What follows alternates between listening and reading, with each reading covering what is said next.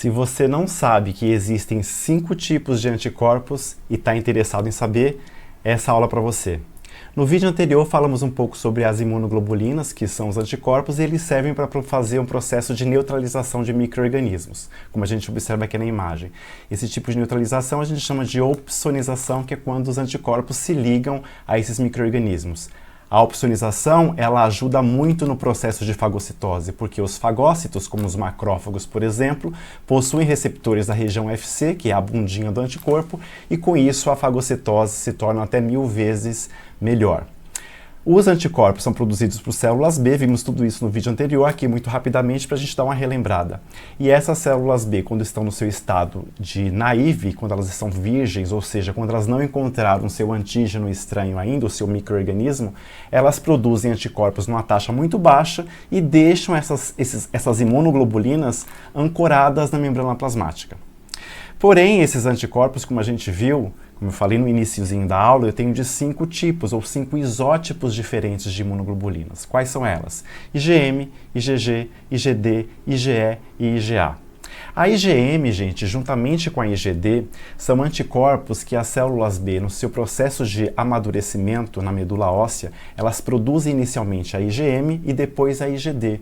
E esses anticorpos, quando as células estão produzindo lá na medula óssea, quando elas estão em formação ainda, eles são ancorados na membrana plasmática e ambos servem como BCR, como receptor de célula B. Quando essa célula B sai da medula óssea, então, e passa a monitorar todo o nosso corpo, se tem presença ou não de micro-organismos invasores patogênicos, há a ligação desse micro-organismo na membrana da célula via esse receptor, que pode ser a IgM ou a IgG. Essa célula, então, ela endocita, passa por alguns processos de modificação e essa célula começa a secretar inicialmente qual tipo de anticorpo? A IgM, que é justamente a que ela sabe fazer desde a medula óssea.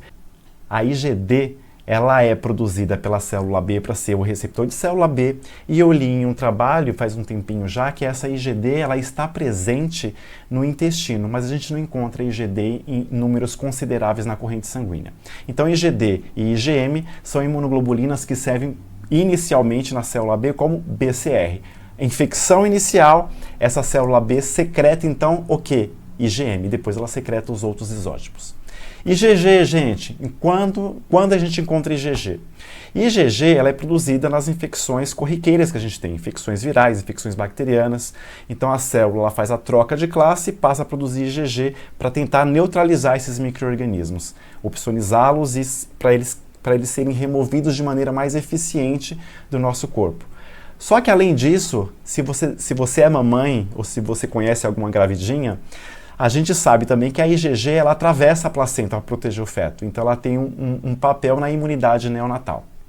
Indo agora para a IgE ela está presente nos indivíduos que possuem infecções eumínticas, que são aqueles vermes intestinais, como tênia, lombriga, que é o Ascaris. Então você vai ter a produção dessas imunoglobulinas numa tentativa de neutralizar esses vermes. Assim, a gente sabe que esses vermes muito grandes, o sistema imunológico não consegue combatê-los de maneira eficiente, mas pelo menos é montada uma resposta contra. E em um outro caso que a gente encontra bastante IgE são indivíduos alérgicos. Você, talvez, que esteja vendo esse vídeo agora, seja uma pessoa alérgica. E talvez o seu médico que trata da sua alergia já tenha pedido uma dosagem de IgE, para saber quais são os níveis de IgE para poder regular melhor ali o tratamento da sua alergia. Então, IgE a gente encontra em infecções eumínticas e em processos alérgicos. E por último, a IgA. A IgA, gente, ela é produzida também no nosso corpo em grandes quantidades, principalmente nas nossas mucosas e mais especificamente no intestino.